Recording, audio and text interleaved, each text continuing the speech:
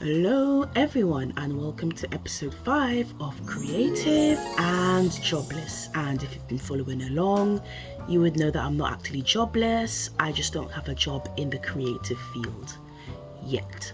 But I would love to. So if you like what you see and you like my work, my email is in the bio.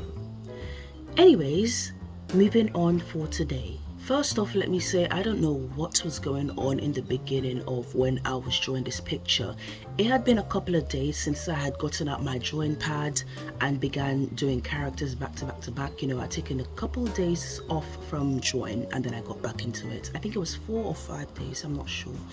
But I got back into it and then I don't know why, but my drawing pad was acting up. I don't even think it was my drawing pad, it was the app I was using. I use Krita to draw.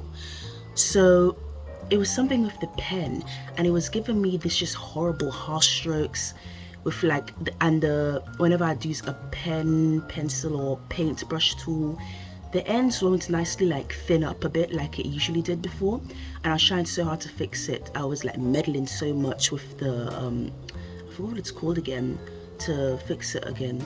The stabilizer. I was messing with the stabilizer so much. I was on YouTube trying to get videos figuring out how to get my paintbrush tools to basically draw the way I wanted them to, and it basically didn't work. I mean, I did manage to delay the brush a little bit so that my strokes wouldn't be too quick on my pad, but I eventually decided to just give in and just continue drawing. The terrain was different, but the mission was the same. I still wanted to complete my character.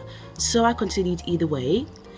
And funnily enough, by some miracle, my brush tools started doing what I wanted them to do. They fixed up basically, and I didn't have any harsh lining for my work anymore. So that was good. But anyways, getting past that, meet book character of book number 5. Meet Iara of book 5. And Iara, the thing with her is that she is basically the daughter of another one of the kids that were present during hiding Monife's murder as well. Now, the thing is with this book, it's kind of similar to book 3, in which there are 2 main characters. So she's the main character in this story, and the second main character would be the one who was present during Monife's murder that helped hide it. So that would be her mother. So this story is taken from both their perspective, Iara's and her mother's.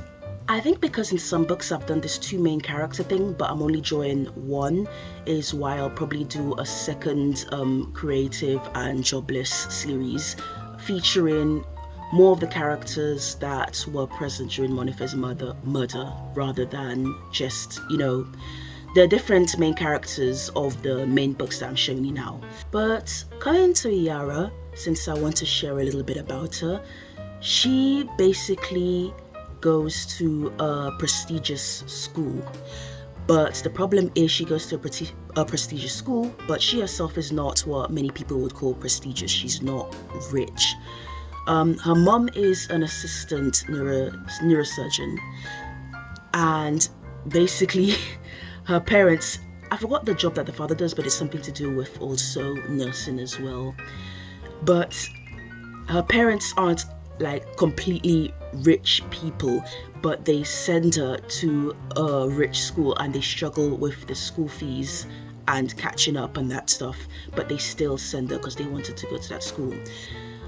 So she's sent to that school and she finds it very difficult to fit in, given that her class is clearly very different from those that can actually afford to be in the school and everything.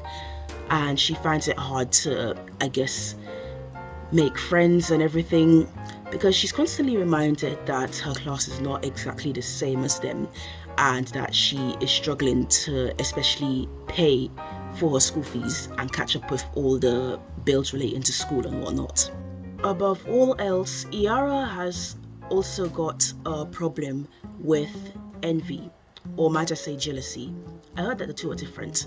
I can't recall the difference right now. But she has a problem with wanting to covet things that others have. And her eyes are basically set on particularly one student called Ayula in her school. And this student basically, she has the kind of lifestyle that Iara wants.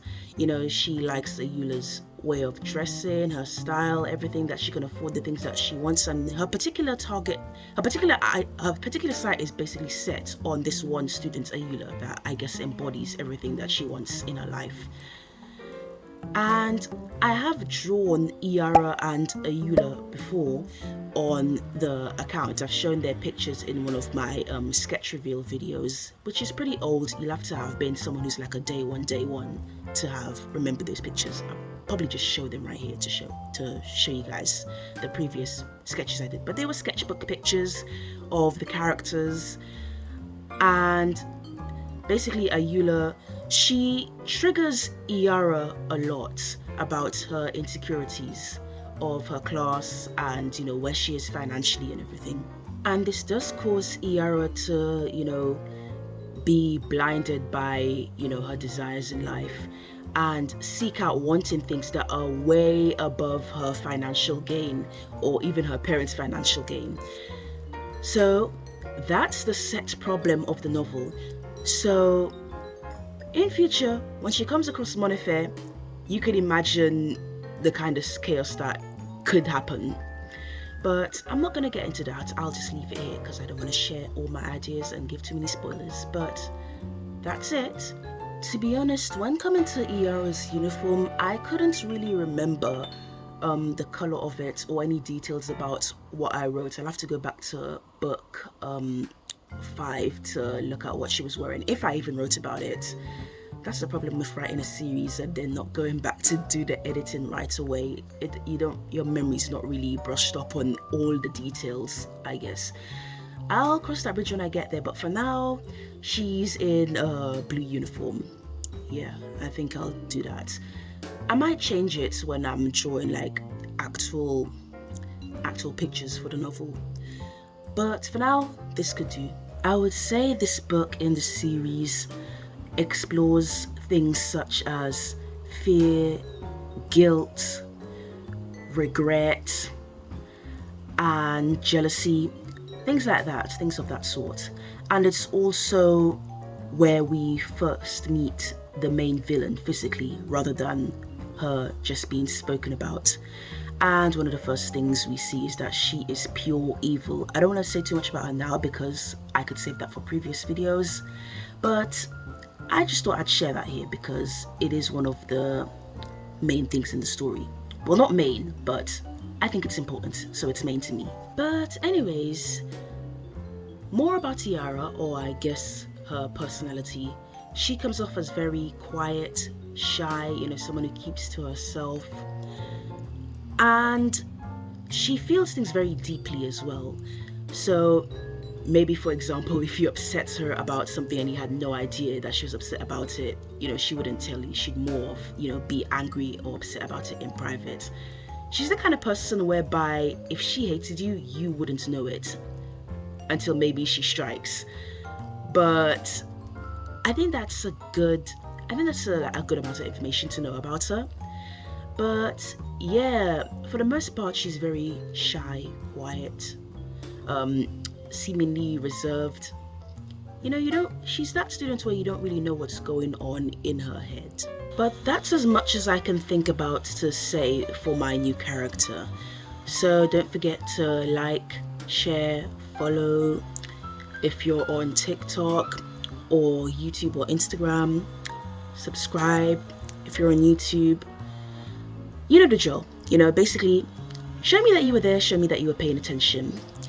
And I will see you in the next Creative and Jobless series. So this is your Tunde P. Owa, and I'm out. Bye.